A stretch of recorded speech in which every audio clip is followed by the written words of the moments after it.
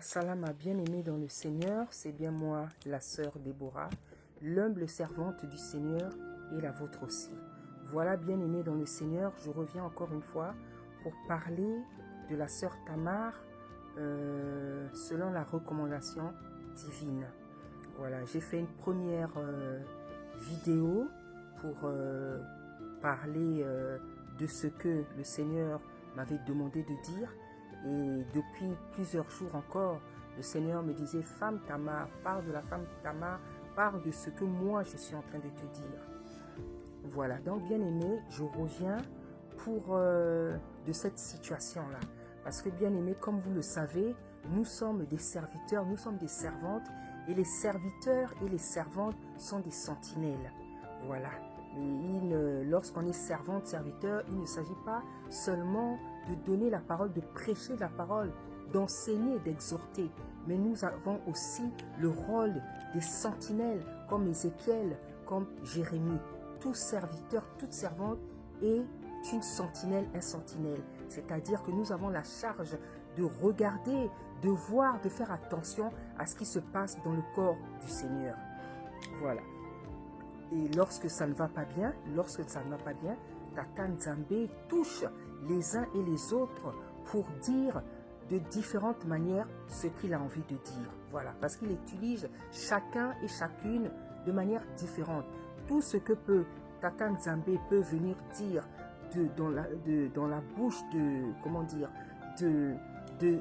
différentes servantes et serviteurs, c'est ce qu'il a envie de dire de manière différente, mais il a toujours envie de dire la même chose, c'est-à-dire d'appeler son peuple, l'Église à la repentance, de nous exhorter à abandonner le mal et le péché. Voilà, donc comme je vous ai dit, nous venons encore parler de la sœur Tamar. Donc le problème, c'est lequel, bien aimé dans le Seigneur. Là, j'ai regardé la dernière émission de Maman Mamou, que je salue. Voilà, on ne se connaît pas, on ne s'est jamais appelé, mais j'apprécie le travail qu'elle fait. Parce que Mamou, c'est une personne qui aime la vérité. Voilà. Elle a l'amour de la vérité et elle n'est pas sentimentale. C'est comme ça que Tata Nzambe veut que nous soyons. Pourtant, ce n'est pas une personne, c'est une servante, hein, Mamou, mais ce n'est pas encore une personne qui est établie dans l'œuvre que le Seigneur a déjà établie. Mais je vous dis que c'est une servante parce que les servantes et les serviteurs se reconnaissent par l'amour de la vérité. L'amour de la vérité que Mamou est là. C'est même pas toutes les servantes ou tous les serviteurs qui sont comme ça. Il y en a qui sont des serviteurs, il y en a qui sont des servantes, mais ils n'ont pas la vérité dans la bouche et ils n'ont pas cet amour de la vérité. Or, notre sœur Mamou, elle a la vérité dans la bouche et elle a l'amour de la vérité. Maman Mamou, vraiment, Nzamba Pambolayo. Voilà, je n'ai pas l'habitude de te suivre, mais c'est vrai qu'à chaque fois qu'il y a des histoires, certaines histoires parfois qui viennent, qui font couler beaucoup d'encre, quand tu fais tes analyses, la différence que je peux faire avec toi et les autres personnes, c'est que tu as la vérité dans la bouche et tu as l'amour de la vérité. Donc vraiment, que le Seigneur que je sers t'établisse dans l'œuvre que tu dois faire et qu'il te bénisse puissamment. Donc le problème avec la sœur Tamar, c'est quoi? Bien aimé, la Bible nous dit que tous ont péché. Tous ont péché et sont privés de la gloire de Tata Nzambe. Bien aimé, tel que nous sommes ici, là, nous sommes des pécheurs. Nous sommes des pécheurs et Tata Nzambe a donné son fils pour nous pardonner, pour nous racheter, pour nous récupérer de l'état mortel dans lequel nous nous trouvions à cause du péché. Il a envoyé son fils qui a payé un prix afin que nous soyons rachetés. Voilà. Donc, le Seigneur, avant que le Seigneur vienne sur la terre, il avait donné la loi. Il a donné la loi, il a donné les 10 commandements, il a continué à donner cette loi-là dans Lévitique, dans Deutéronome. Donc, c'est un créateur qui donne une loi à ses enfants, où il dit ce qu'il fait, ce qu'il faut faire, ce qu'il ne faut pas faire, ce qu'il aime, ce qu'il n'aime pas. Voilà, malgré la loi qui était aussi quelque chose de très difficile que l'homme ne pouvait pas supporter parce que la loi était trop difficile. Qu'est-ce qu'il a fait? Il a permis un sacrifice meilleur, plus excellent, un sacrifice parfait en livrant son Fils pour nous. Et lorsque le Seigneur est venu, il a prêché, il a enseigné, il a laissé les apôtres derrière lui pour continuer ce travail. Pour continuer ce travail avec tout ce qu'il avait appris à ses apôtres qui ont reçu l'esprit de Tata Nzambe. Donc, un enfant de Tata Nzambe, c'est quelqu'un qui connaît la loi, qui est censé connaître la loi. Quand je parle de la loi, c'est-à-dire qui est censé connaître la vérité. Ce que Tata Nzambe aime, ce que Tata Nzambe n'aime pas.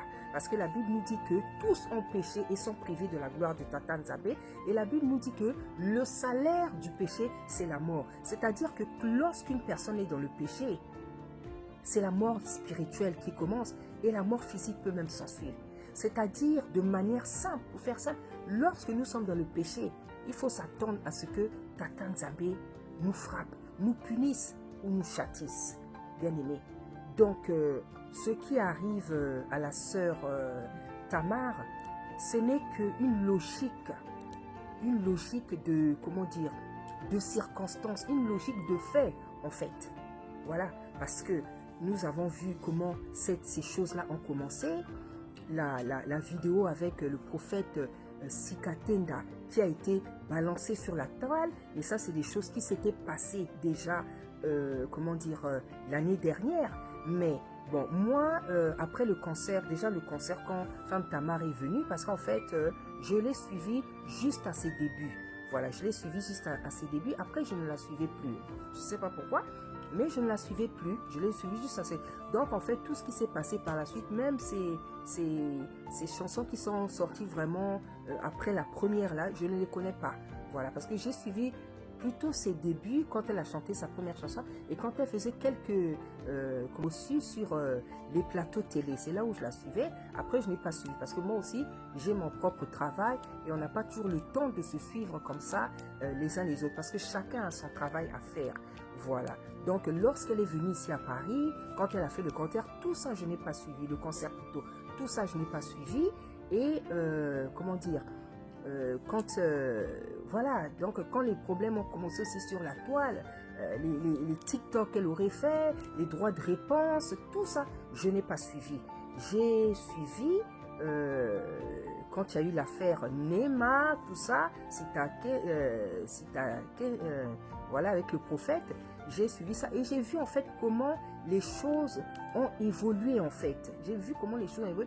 J'ai pu revoir donc les vidéos où la sœur a maudit les gens, où elle et son mari se sont fâchés sur la toile. Donc beaucoup de choses comme ça. Donc tout ce qui arrive aujourd'hui, ce n'est que la conséquence de certains faits, la conséquence logique de certains faits. Et nous apprenons encore, malheureusement vraiment, que l'enfant que la sœur avait accouché, qui était mort, mais la sœur a confessé, a dit que l'enfant était vivant. Donc tout ce qui a été fait, les photos, beaucoup de choses, hein, pour montrer que l'enfant en vit. Donc tout ça là, ce sont des choses qui ne sont pas normales. Ce sont des choses qui ne sont pas normales. Aujourd'hui, j'apprends que la sœur Tamar est repartie à King dans un état vraiment déplorable. Hein? Elle aurait fait une crise de folie, je ne sais pas, beaucoup de choses comme ça. Tout ça, bien aimé, je vous dis, ce ne sont que les conséquences des faits antérieurs en fait. Ce ne sont que les conséquences des faits. Bien aimé, Tata Nzambe, il est juste. Tata Nzambe, il est bon. Tata Nzambe nous a donné sa loi. Tata Nzambe nous a donné sa parole. Tata Nzambe nous a donné son livre. Tata Nzambe nous a donné sa loi. Il a été clair. Il a dit, je mets devant toi la vie et la mort. Mais je te conseille de choisir la vie. La vie, c'est quoi? La vie, c'est tout ce qui va te donner la paix. La vie, c'est quoi? La vie, c'est l'amour de la vérité. La vie, c'est quoi? La vie, c'est la droiture. La vie, c'est la sincérité. La vie, ce n'est pas l'hypocrisie. La vie, c'est tout ce qui est bien. La vie, c'est tout ce qui peut te donner la paix. La vie, c'est avoir la protection de Tata Nzambe avec toi parce que tu fais le bien, parce que tu es droit, parce que tu es honnête, parce que tu es sincère avec toi-même, avec Tata Nzambe et avec les autres. La vie, c'est la droiture. Et lorsque nous n'avons pas tout ça, lorsque nous vivons dans l'hypocrisie, lorsque nous vivons dans le mensonge, lorsque nous vivons dans des choses compliquées, dans tout ce qui ne plaît pas à Tata Nzambe, il faut savoir qu'un jour, toutes nos œuvres seront révélées. Parce qu'il a dit dans sa parole, il n'y a pas quelque chose qui va rester caché. Je suis même surprise de voir qu'il y a des enfants, des serviteurs, des servantes qui vivent dans l'hypocrisie, qui vivent dans des mensonges et on a l'impression qu'ils pensent que le Seigneur n'a pas la capacité de les exposer. Aujourd'hui, avec la sœur Tamar, nous avons un grand exemple, un exemple, comment dire, édifiant, un exemple fort, comme quoi Tata Nzambe, on ne blague pas avec lui. Lorsqu'on est serviteur, lorsqu'on est servante, avant, Tata Nzambe nous brise. Il nous brise, bien-aimés. Il brise ses serviteurs, il brise ses servantes. Donc il y a beaucoup de choses que nous ne pouvons plus avoir avec nous. Nous ne pouvons plus avoir des choses comme l'hypocrisie. Nous ne pouvons plus avoir des choses comme, comment dire, le mensonge. Nous ne pouvons plus avoir des choses comme la jalousie. Il y a beaucoup de choses qu'on ne doit plus avoir, bien-aimés. Personne n'est parfait, hein. Personne n'est parfait. Et je ne dis pas que je suis parfaite. Mais nous devons faire des efforts pour ressembler au Seigneur. Parce qu'il a dit dans sa parole, créons-les à notre image et à notre ressemblance. Si aujourd'hui nous sommes dégradés spirituellement dans beaucoup de plans, c'est à cause du péché. Mais il a donné un prix. Il a donné un prix. Il a donné sa vie. Et après, il a laissé les apôtres à qui il a donné sa parole. Et nous vivons sur les fondements des apôtres, des enseignements qu'ils ont reçus de la part de Tata Nzambe. Un enfant de Tata Nzambe doit avoir la vérité. Un enfant de Tata Nzambe doit vivre dans la vérité, dans la droiture, dans la sincérité, dans l'honnêteté, pas dans le mensonge, pas dans la duplicité, pas dans l'hypocrisie, pas dans la jalousie, pas dans comment dire, l'esprit de compétition, de concurrence. Bien-aimé dans le Seigneur, ce qui arrive à la sœur Tamar, ce n'est qu'une suite d'événements logiques, bien-aimés. C'est-à-dire, bon, aujourd'hui, c'est parce qu'elle comment dire, elle n'est pas bien que je ne peux pas, je mesure, comment dire, je contiens mes mots. Mais tout ce que la sœur Tamar a fait ces derniers temps, aujourd'hui, on parle de dépression, qu'elle est assez à Bella Liboma, beaucoup de choses comme ça. Mais le Seigneur, il sait faire la différence entre celui qui souffre, entre celui qui fait la comédie, entre celui qui est tout simplement en train de vivre les conséquences de ses péchés. Le Seigneur n'est pas méchant, le Seigneur n'est pas mauvais, le Seigneur n'est pas injuste, loin de là, bien-aimés. C'est nous qui sommes méchants, c'est nous qui sommes hypocrites, c'est nous qui sommes méchants, c'est nous qui sommes des menteurs, c'est nous qui sommes des menteurs, bien-aimés, devant le Seigneur. C'est nous les pécheurs. Ne faisons pas que lorsqu'il nous arrive quelque chose, c'est comme si on n'a rien fait. N'inversons pas les rôles. N'inversons pas les rôles, bien-aimés. Ne faisons pas comme si c'est le Seigneur qui est injuste, bien-aimés dans le Seigneur. Beaucoup d'entre nous nous comportons très très mal devant le Seigneur. Et lorsqu'il nous arrive, on veut jouer au surpris. Non, ne jouons pas au surpris. Là, la vie de la sœur Tamar a été exposée sur la toile depuis plusieurs jours. Nous voyons tout ce qui a été fait, tout ce qu'elle a fait, elle et son mari. Mais ça, ce n'est pas tout ce qu'ils ont eu à faire. Et tout ce qu'on a appris même par la suite. Ce qui s'est passé là-bas avec l'enfant en Afrique du Sud. Hein? Un enfant qui vient au monde, il est mort-né et on nous fait croire. On vous fait croire aux gens pendant une année ou je ne sais pas que l'enfant est des photos. Non, mais tout ça, c'est pas normal. Tout ça, c'est pas normal. Et même si on dit que la sœur Tamar est dans la dépression et dans le déni, mais son mari, c'est soit, disons, un prophète. Quel est ce prophète qui peut accepter des choses comme ça? Quel est ce prophète qui peut accepter des choses comme ça? Quel est ce prophète qui peut accepter des choses comme ça? Le mari, quand la femme ne se comporte pas bien, il doit lui dire. Mais ce que nous voyons ici, on a l'impression que c'est le mari qui est derrière la femme. Et ça même déjà, ce n'est pas quelque chose de normal. Ce n'est pas quelque chose de normal. Donc tout ce que nous avons, ce à quoi nous avons assisté tous ces derniers temps, ce n'est pas normal du tout. Ni la femme Tamar, ni son mari ne manifestent les fruits de l'esprit. Loin de là. Loin de là. Loin de là, bien-aimé dans le Seigneur. Comme a dit l'évangéliste Elonga, ils se comportent comme des païens. Parce qu'il y a trop de choses là. Il y a trop de comportements de païens. Il y a trop de comportements où on voit qu'il n'y a pas la manifestation des fruits de l'esprit. Là, il y a un problème sérieux quand même, bien-aimé. Parce que lorsqu'on est serviteur, on est censé avoir reçu l'esprit. Mais où sont les fruits de l'esprit dans tout ce que nous voyons? Où sont les fruits de l'esprit? Que ce soit de la part de l'homme, que ce soit de la part de la femme. Où sont les fruits de l'esprit? C'est pas normal, bien-aimé. Les enfants, les serviteurs, les servants ne peuvent pas vivre dans le mensonge. On ne peut pas vivre dans le mensonge. On ne peut pas vivre dans l'hypocrisie, bien-aimé. La Bible dit qu'il n'y a pas quelque chose qui est caché, qui va rester caché. Tata Nzambe révèle tout. Et aujourd'hui, si le Seigneur a exposé Maman Tamar, il a exposé son mari, c'est parce que le Seigneur, il sait qu'ils n'ont pas été droits. Et peut-être depuis le début de leur ministère, nous ne voyons pas la droiture. Bien-aimé, comment on peut vivre comme ça? Comment vous pouvez vivre dans le mensonge? Et là, je ne m'adresse pas seulement à la sœur Tamar, à son mari, je m'adresse à tous les serviteurs et les servantes qui ont ce genre de comportement. Comment vous pouvez vivre dans le mensonge? Comment on peut servir le Seigneur dans le mensonge? Et vous pensez que vous allez évoluer comme ça? Le mensonge, on sait qui est le père du mensonge. On sait qui est le père du mensonge. Et voyez comment le Seigneur, il est bon, il est miséricordieux. Regardez la grâce que Tata Nzambe a fait à la sœur Tamar. Depuis que la sœur Tamar a apparu, comment elle est remplie de grâce, comment elle a été connue, le succès qu'elle a fait dans ses prédications, dans les chansons. Mais le Seigneur connaissait ses comportements, le Seigneur connaissait son caractère. Mais regardez en si peu de temps comment Tata Nzambe l'a élevé. Là, vous allez dire aussi que ceci, cela. Non, bien aimé, c'est nous qui ne sommes pas droits devant le Seigneur. Et quand nous en faisons trop, le Seigneur, il nous expose.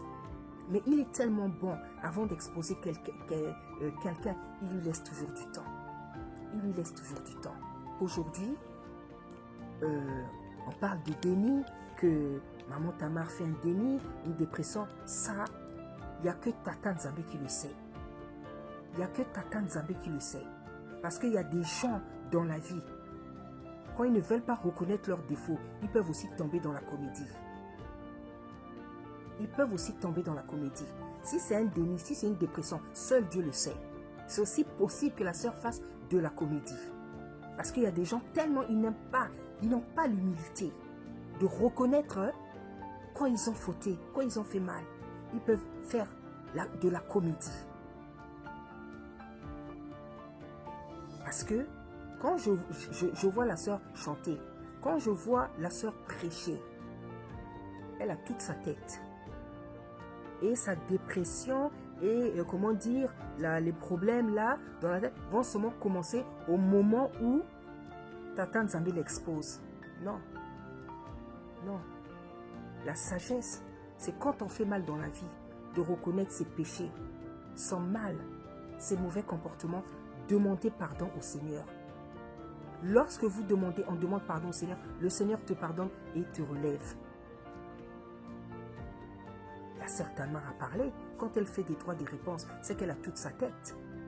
La dépression là n'aurait seulement commencé parce que... Non, non, non. Les gens ne veulent pas reconnaître leurs défauts. Hein? Parce que tout ce qui s'est passé ces derniers temps, la sœur Tamar a étalé son caractère, comme je dis, a étalé, a manifesté sa personnalité en fait, son tempérament, qui n'est pas brisé, où nous voyons beaucoup de choses, des comportements charnels, pas des comportements d'un enfant de tata, encore moins d'une servante.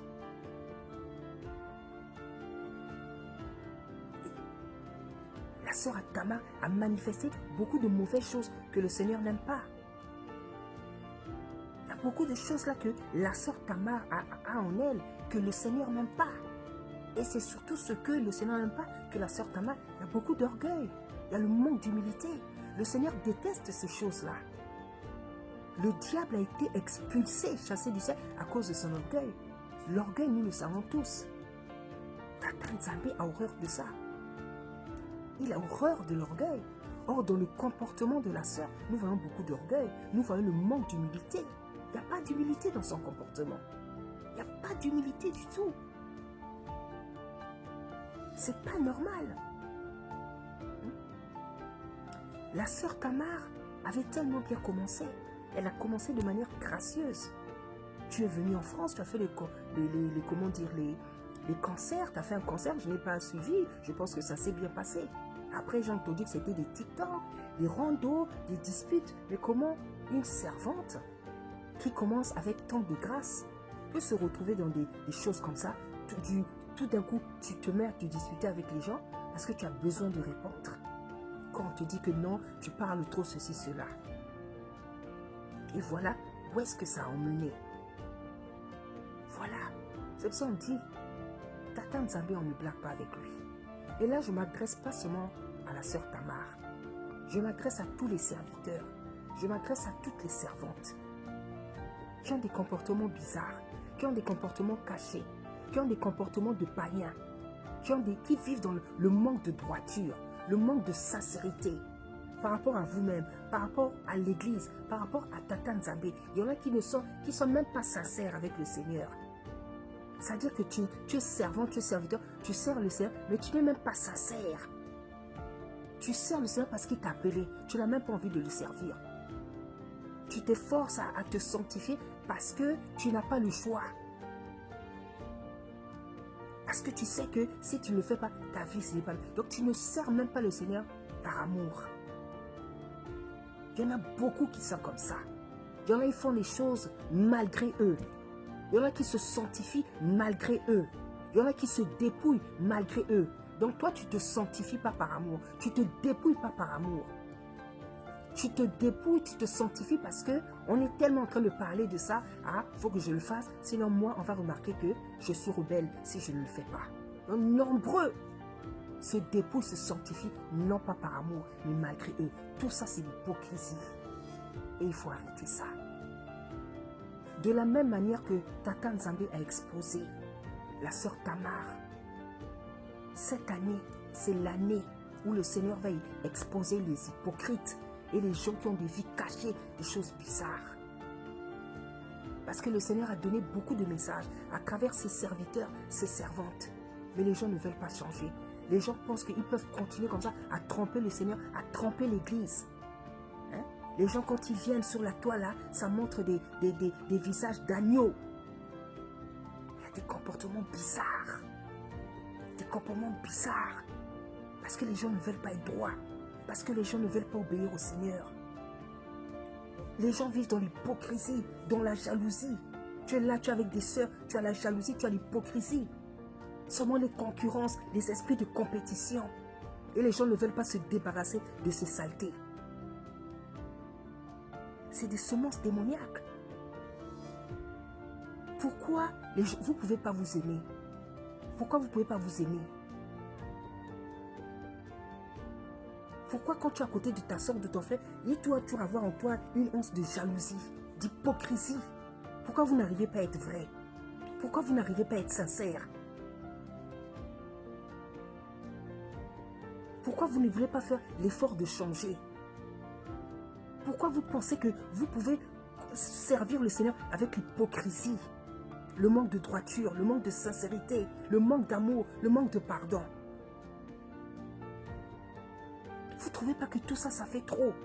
Quand est-ce que les gens vont changer? Donc le Seigneur, il doit seulement nous exposer pour qu'on change.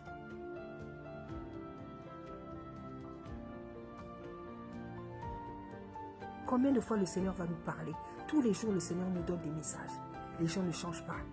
Le Seigneur demande aux servants de se dépouiller. Vous ne voulez pas écouter. Vous attendez seulement que le Seigneur vous expose. Après là, vous allez venir sortir des larmes pour qu'on ait pitié de vous. Parce qu'il y en a, au lieu de se repentir, on vient même pleurer pour qu'on ait pitié de vous. Parce qu'il y en a, c'est comme ça qu'ils sont. Comme ils ne veulent pas reconnaître, ils ne veulent pas s'humilier devant le Seigneur, devant l'Église, on préfère pleurer, comme ça on aura pitié de toi. Non. Le Seigneur, ce n'est pas notre ami.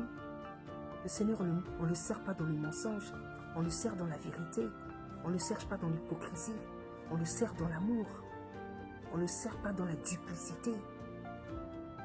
On le sert dans la droiture. On ne le sert pas avec un esprit de concurrence, de compétition. On le sert avec amour. On le sert dans la paix.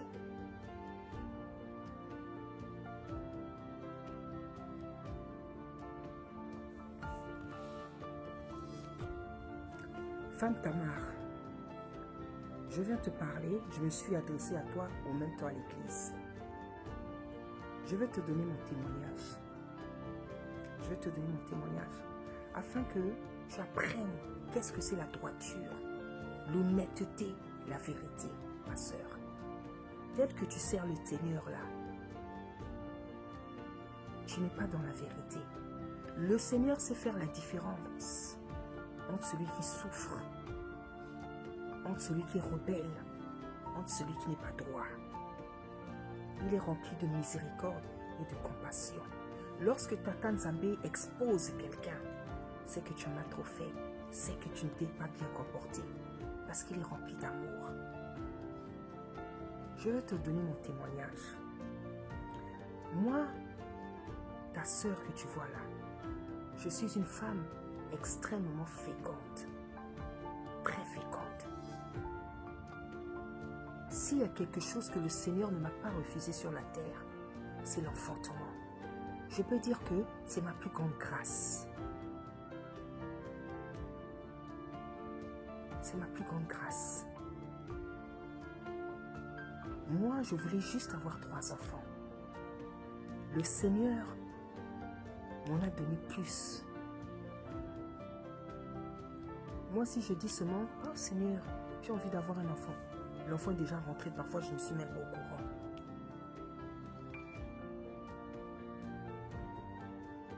Je suis très féconde.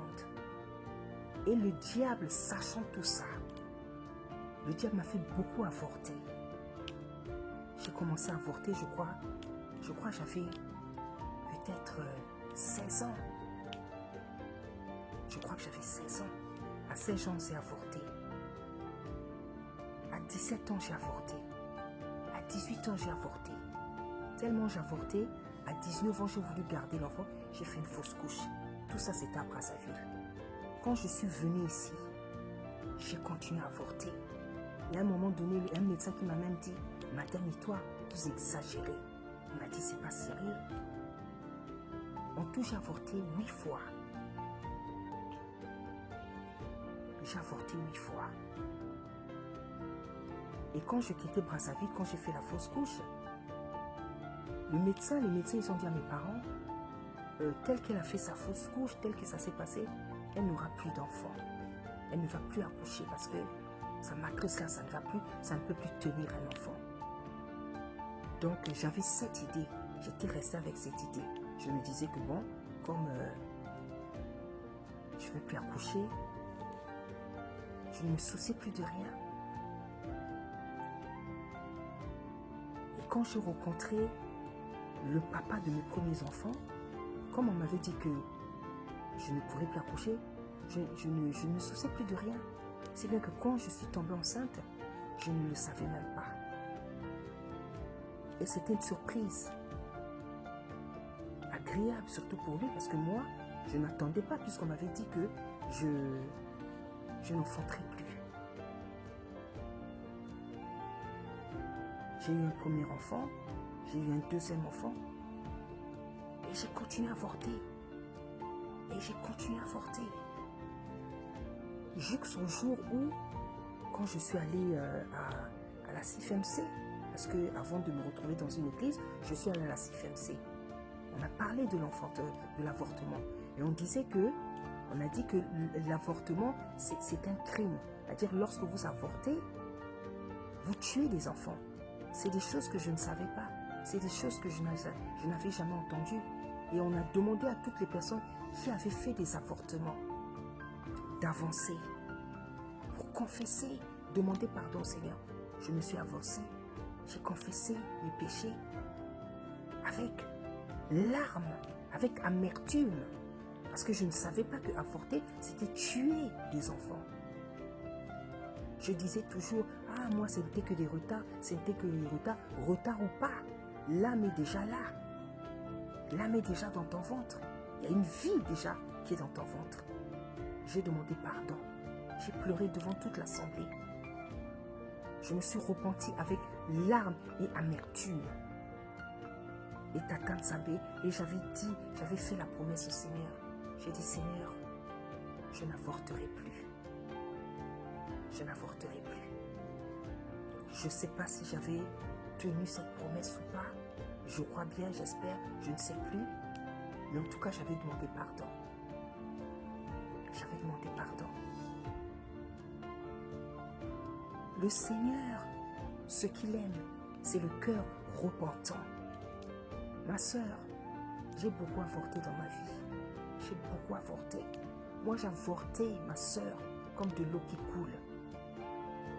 J'avortais comme de l'eau qui coule. Comme j'étais toute jeune, je ne connaissais pas le Seigneur. Donc, j'étais inconsciente. J'ai avorté, je crois, la première fois, je crois, j'avais 16 ans. 15 ans, 16 ans, peut-être 16 ans, peut-être 15 ans.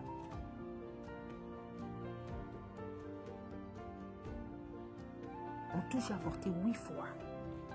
Plus une fausse couche. Et cette fausse couche, c'était... Bon, je me disais que c'était dû au fait que j'avortais. Non. C'est-à-dire que c'est quelqu'un qui avait fait en sorte que cette grossesse sorte. Mais comme j'étais déjà dans le péché, je n'avais pas de protection. Parce que je ne connaissais pas le Seigneur. Et lorsque j'ai rencontré le Seigneur, lorsque j'ai connu la vérité, je me suis repenti amèrement, sincèrement, avec larmes. Et le Seigneur m'a fait grâce. Moi, je connais des femmes qui ont avorté, ne fût-ce qu'une seule fois. Mais jusqu'à présent, elles n'ont pas d'enfants. Moi, ma soeur, j'ai avorté 8 fois. Mais le Seigneur m'a donné beaucoup d'enfants. C'est vrai, j'en ai perdu une. Mais il m'a donné beaucoup d'enfants. Et même cet enfant que j'ai perdu, c'est à cause d'un péché que j'avais commis en 1999. C'est-à-dire, l'enfantement, c'est une grâce que j'ai reçue. Il y a des gens, leur grâce, c'est l'argent, l'intelligence, les maisons, les voitures.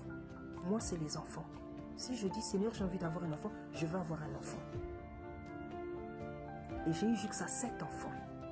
Et le jour que on consacrait l'enfant, ma dernière fille, à l'église, le pasteur, il a vu ça et il en a parlé à l'église. Il a dit, cette sœur-là, elle a l'onction de l'enfantement. Et c'est la vérité. Du coup, toutes les femmes qui étaient stériles dans l'église venaient me voir à la fin du culte. Et elles voulaient porter mon enfant. Tout le monde voulait porter. Toutes les femmes stériles et même les jeunes filles. Tout le monde portait mon enfant. Au point où il y a des dimanches où je n'allais pas à l'église, où je disais à ce frère de la porter. Parce que tellement les gens voulaient la porter à cause de ce que le pasteur avait dit. Et une fois, une sœur m'a appelée. Elle m'a dit, maman, vraiment, tu as l'onction de l'enfantement. Parce que j'étais rêvée. Toutes les femmes qui étaient stériles, qui faisaient des fausses couches, je leur imposais les mains. Et elles, ça avait des enfants. Et effectivement, j'ai déjà vécu ça. J'ai déjà prié pour 2 sœurs, 2 cousines, qui ne faisaient que de faire des fausses couches, des fausses couches, des fausses couches. J'ai prié pour elles. Je ne sais même pas si je leur avais imposé les mains. Aujourd'hui, elles ont des enfants. Parce que c'est une grâce. Parce qu'on ne donne que ce qu'on a. Et c'est de ça que je viens te parler. Moi, à qui Tata Nzambe a fait la grâce de l'enfantement. Ton histoire me fait mal. Ton histoire me fait mal. Parce que je sais ce que c'est le plaisir d'avoir un enfant. Le bonheur d'avoir un enfant. Et quand une femme n'a pas d'enfant, je ne peux pas ressentir la douleur comme elle. Mais je peux imaginer qu'est-ce que ça fait. Et c'est de ça que je suis venue te parler aujourd'hui. C'est de ça que je suis venue te parler. j'ai entendu que tu as fait plusieurs fausses couches. Et l'enfant, il est mort. C'est à cause de toi-même. Parce que tu as préféré venir accoucher en Europe, en Afrique du Sud, qu'accoucher au pays. Et je n'arrive pas à comprendre ça. Qu'une personne perde les os et que tu veuilles venir accoucher dans un pays qui fait, je ne sais pas, des heures de voyage. C'est quelque chose que je ne peux pas comprendre. Je n'arrive pas à comprendre ça. Si c'est pour la gloire, pour qu'on dise que non, l'enfant est né en Afrique du Sud, mais on n'a pas tort de dire qu'il y a beaucoup d'orgueil en toi, maman. Tu sacrifies la vie, la santé d'un enfant pour aller accoucher dans un pays pour le prestige, en fait. Ce n'est pas normal, servante. Ce n'est pas normal. Bref, je pense que je t'ai assez exhorté sur les mauvais comportements. J'en viens maintenant au conseil, à la consolation. C'est pas moi qui vais te consoler, mais c'est le Seigneur. Moi, je veux te dire ce que tu devras faire pour que le Seigneur te relève, pour qu'il te console, pour qu'il te donne un enfant et que tu puisses continuer ton service.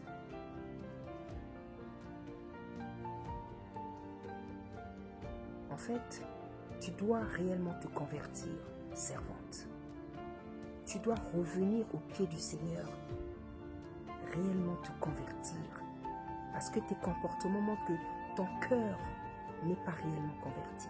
Parce que lorsqu'un cœur est réellement converti, ma soeur, il y a des choses que tu ne peux plus faire. Ton cœur n'est pas réellement converti. Donc tu dois revenir au pied du Seigneur pour chercher sa face. T'humilier devant sa puissance. Convertir sincèrement ton cœur, toi et ton mari. Parce que vos comportements, vos actes, vos attitudes ne démontrent pas les fruits de l'esprit. Vous vous comportez comme des païens. Et il y a quelque chose qui ne va pas. Il y a quelque chose qui ne va pas. Voilà ce que tu dois faire. Tu dois revenir au pied du Seigneur, chercher sa face, réellement te convertir et te repentir de toutes tes mauvaises actions que tu as eues depuis toutes ces dernières années. Ce que le monde sait et ce que aussi le monde ne sait pas. On ne peut rien cacher au Seigneur, servante. Même si au monde tu as pu cacher des choses, le Seigneur, on ne peut rien lui cacher. Tout le mal que nous faisons, les péchés que nous commettons, il le voit, servante. Il le voit. Donc tu dois te repentir de tous tes péchés que nous connaissons, que toi tu connais, que nous ne connaissons pas. Tu dois te repentir, toi et ton mari, afin qu'il vous pardonne d'un seul cœur et qu'il te relève, afin que tu puisses continuer ton service, l'œuvre qu'il t'a confiée. Sinon, si tu ne fais pas tout ça, tu vas rester à terre, servante. Parce que la Bible nous dit que c'est un Dieu d'ordre. C'est un Dieu d'ordre et non de désordre. Tu dois demander pardon au Seigneur. Tu dois demander pardon à l'Église. Tu peux aussi demander pardon aux prophètes que tu as humiliés. Qu'ils soient vrais, qu'ils soient faux, ce n'est pas ton problème. Mais répare. Lorsque tu sais que tu as fait mal, répare, servante. Et lorsque tu auras fait tout ça, le Seigneur va te relever, il va te pardonner, il va te relever, il va te bénir, il va te donner l'enfant que tu souhaites tellement avoir. Parce qu'il te l'avait déjà donné, mais l'enfant est parti, c'est par ta propre faute. Parce qu'au lieu d'accoucher au pays, tu as cherché le prestige et tu as sacrifié l'enfant. On n'est pas là pour te condamner, on est là pour dire la vérité. Parce que lorsque nous faisons du mal, nous devons assumer nos actes. Moi, ta sœur, tellement j'avortais, quand j'ai commencé à avoir les enfants, mais les grossesses étaient difficiles. Parce que justement, j'avortais beaucoup. Je devais me reposer pendant, peut-être à partir du 4e mois, parfois jusqu'à terme. Parce que tellement j'avais avorté, et ça se faisait au pays, sans anesthésie. payer, c'est le curetage. Donc on te gratte l'utérus sans anesthésie. J'ai failli y perdre la vie plusieurs fois. Mais j'étais tellement jeune, tellement inconsciente, inconvertie, que je l'ai refait plusieurs fois. Mais ça m'a rattrapé. Lorsque j'ai rencontré le papa des enfants, chaque grossesse était difficile. Les grossesses étaient difficiles. C'est en priant, en priant, en priant, en priant, comme lui-même c'est un serviteur, il priait, on a prié. Et mes dernières grossesses, mes 4 dernières grossesses ont été différentes. Je pouvais même travailler jusqu'au dernier mois. Chose que je ne pouvais pas faire avec les premières grossesses. Parce que j'étais en train de payer le prix de mes bêtises. Et lorsque j'ai rencontré le papa de mes derniers enfants, moi, j'étais déjà converti, lui aussi, il était converti. Donc, automatiquement, on priait et il m'imposait les mains. Donc, mes dernières grossesses ont été plus paisibles, victorieuses, si je peux dire. Parce que je priais. Et j'ai demandé pardon au Seigneur pour mes bêtises, pour mes péchés, pour mes avortements. J'ai demandé pardon au Seigneur. Lorsqu'on fait du mal, on se repentit, on demande pardon au Seigneur. On ne peut jamais, servir le Seigneur dans le mensonge. Tu ne peux jamais servir le Seigneur dans le mensonge. Quand tu fais une fois, tu te repentis pas, tu ne demandes pas. Tu ne peux pas servir, il va t'exposer. Le Seigneur va t'exposer. Voilà ce que tu dois faire. Tu dois revenir au pied du Seigneur. Tu dois te repentir, lui demander pardon pour tout ce que tu as fait ces derniers temps. Demander pardon au prophète que tu as humilié. Tu n'as pas... Voilà, tu as humilié. Tu dois lui demander pardon, ma soeur. Qu'il soit faux, qu'il soit pas faux. Ça, c'est avec son Dieu. Ça ne te regarde pas. Tu l'as humilié devant le monde entier. Tu dois lui demander pardon. Et si je te parle de relèvement, de consolation, si tu crois en tout ce que j'ai dit, à travers mon témoignage, moi je peux prier pour toi, pour que tu aies un enfant. Parce que toutes les femmes pour lesquelles j'ai prié, qui avaient des fausses couches, aujourd'hui elles ont 3, 4 enfants. Si tu es humble, si tu désires vraiment un enfant, si tu es humble, moi je peux prier pour toi, pour que tu aies un enfant. Parce que cet enfant, en fait, tu l'avais déjà eu. Je peux prier pour toi, pour que tu aies un enfant. Je peux le faire, parce que je le fais tout le temps. Je l'ai déjà fait, et je le fais, parce que j'ai reçu cette onction, comme l'avait dit le pasteur. J'ai l'onction de l'enfantement. C'est une onction chez moi. C'est-à-dire, quand je prie pour une femme qui fait des fausses couches, une femme stérile, elle finit par accoucher. Donc, je peux prier pour toi.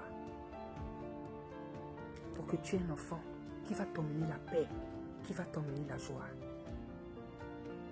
Parce que quand tu as l'onction de l'enfantement, quand tu fais la prière, dans cette prière-là, il y a tout ce qui va avec l'enfantement. Il y a la joie que doit t'emmener cet enfant. Il y a la joie. Et lorsqu'une servante prie pour toi, toi-même qui es une servante, l'enfant que tu vas porter ne sera qu'une servante ou un serviteur. C'est pour ça que je parle de tout ce qui va avec. C'est une onction que le Seigneur m'a donnée. Donc, si tu es bien d'accord, je ne sais pas dans quel état tu te trouves.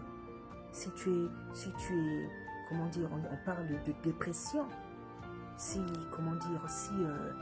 Tu auras la force d'appeler, si tu pourras suivre cette vidéo, et dès que tu t'en sentiras la force, si tu es humble, ma soeur, tu peux m'appeler, je vais prier pour toi.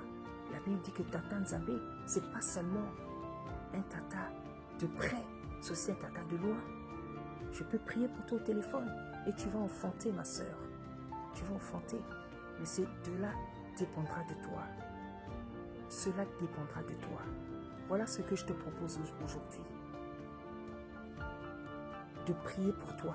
Après, bien sûr, que tu aies fait ta repentance, que tu sois reparti au pied du Seigneur, que tu aies demandé pardon au prophète.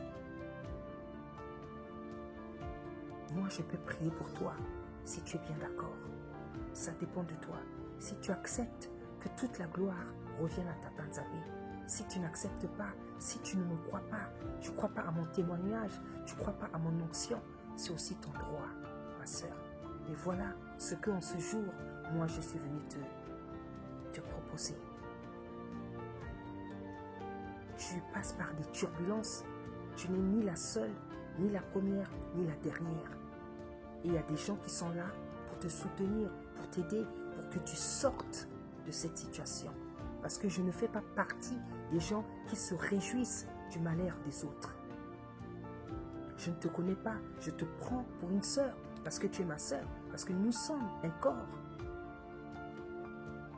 Donc voilà ce que je te propose, avec ce que j'ai reçu, avec l'onction que j'ai reçue. Donc, cela dépend de toi.